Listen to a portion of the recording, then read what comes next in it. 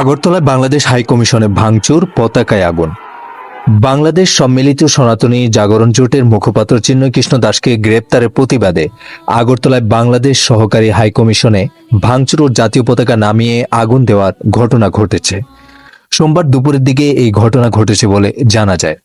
ওই ঘটনার সময়কার কিছু ভিডিওতে দেখা যায় বিক্ষোভকারীরা বাংলাদেশের জাতীয় পতাকা নামিয়ে ফেলার পর তাতে আগুন ধরিয়ে দিয়েছে। চিন্ময় কৃষ্ণ দাসের গ্রেপ্তারের বিরুদ্ধে হিন্দু সংঘর্ষ সমিতি নামের একটি সংগঠনের সভা ছিল আগরতলার বাংলাদেশের সহকারী হাই কমিশনের সামনে। সভা শেষে সংগঠনের 6 জনের একটি প্রতিনিধি দল হাই কমিশন কার্যালয়ের ভেতরে যায় স্মারকলিপি জমা দিতে।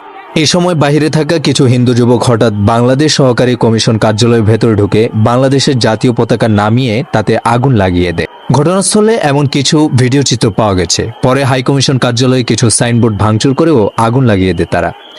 এ বিষয়ে হিন্দু সংঘর্ষ সমিতি কার্যকরী সদস্য বিকে রয় জানিয়েছেন, ডেপুটেশন দেওয়ার সময় বাইরে কি ঘটনা ঘটেছে তা তারা দেখেননি এবং তারা ডেপুটেশন দিয়ে আসার পরও কাউকে অফিসের ভিতরে দেখতে পাননি। ঘটনাস্থলে গিয়ে বাংলাদেশ সহকারী হাই কমিশনের অফিসটি ঘুরে দেখেন এবং হাই কমিশনের কর্মকর্তাদের সঙ্গে কথাবার্তা বলেন। তবে এ বিষয়ে ভারতের আইন শৃঙ্খলা বাহিনীর সদস্যরা সেখানে উপস্থিত সাংবাদিকদের কাছে কোনো মন্তব্য করতে রাজি হননি। একই ঘটনায় বিক্ষোভ হয়েছে ভারতের কোচবিহারেও। সেখানে বাংলাদেশের অন্তর্বর্তীকালীন সরকারের প্রধান উপদেষ্টা অধ্যাপক মোহাম্মদ ইউনূসের কুশপুত্তলিকা পুড়িয়ে বিক্ষোভ দেখায় সনাতনী হিন্দু মন। সংগঠনটির সদস্যরা পার্শ্ববর্তী বাংলাদেশ সীমান্ত লাগোয়া চ্যাংবাড়ায় বিক্ষোভ মিছিলও করে।